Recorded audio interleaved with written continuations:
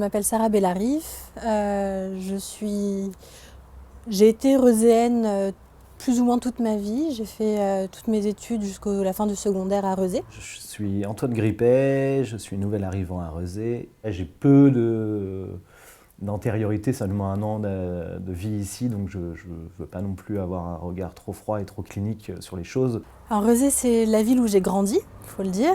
Du coup, j'ai tous mes souvenirs ici et surtout toutes les actions auxquelles j'ai pu être associée tout au long de ma vie, que ce soit sportif, culturel, éducatif. Alors j'ai été interpellé, c'est assez marrant, par les visuels au départ. Puisqu'il dénote, effectivement, on a moins le côté duo ou monobloc, pour pas dire monolithe, de ceux qui se présentent. Et donc ça fait du bien de voir, on va dire, plutôt un essaim qu'une abeille. Je pense que tous les jeunes, quels que soient les quartiers de Rezé, ont la capacité d'agir pour la ville. Il faut simplement leur donner leur voix, leur proposer des choses et les laisser s'exprimer. Si on regarde à Rezé, c'est vrai que les premières choses qui frappent un petit peu, c'est plutôt l'urbanisme décadent, dans le sens à la fois beaucoup de façades commerciales un peu crado, des logements qui ont dû être faits il y a quelques décennies avec des grands pignons aveugles, on a des grandes barres d'immeubles, on a des ronds-points carrés, on a tout qui privilégie la voiture. Quand on est à vélo, on le ressent, on se fait raser de près. Aujourd'hui, on est tous un peu spectateurs de ce qui se passe dans la ville, de ce qui est proposé, alors qu'on pourrait tous devenir acteurs. Et je pense que c'est ça qui manque encore. C'est le côté participatif plutôt que spectateur. Quand on regarde un peu vue du ciel Google Maps, on s'aperçoit qu'il y a énormément de jardins, que finalement il y a un patrimoine commun autour du végétal ici, et attention effectivement à l'urbanisation galopante. Il y a la nécessité à faire du logement, mais attention à préserver une âme et une identité.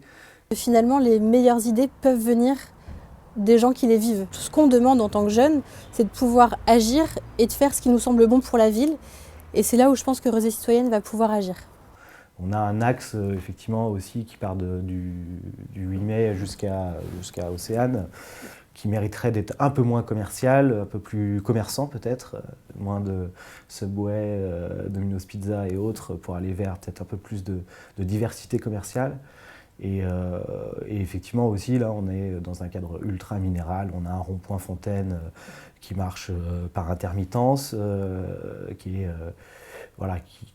qui correspond vraiment à une ancienne vision, j'ai envie de dire, de l'aménagement urbain, où la place de la nature, elle n'est pas du tout au cœur des préoccupations, alors que c'est une denrée rare et demain, ça le sera encore plus. Si on se projette au-delà de 2030 et qu'on va même jusqu'à 2050, une partie de Rezé aura les pieds dans l'eau.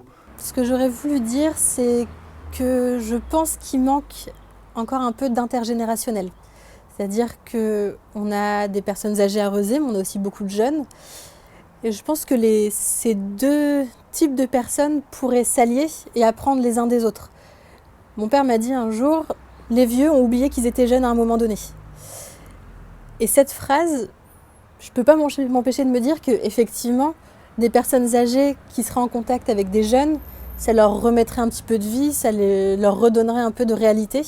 Et les jeunes, ça leur donnerait de l'expérience et du retour sur la vie des plus anciens.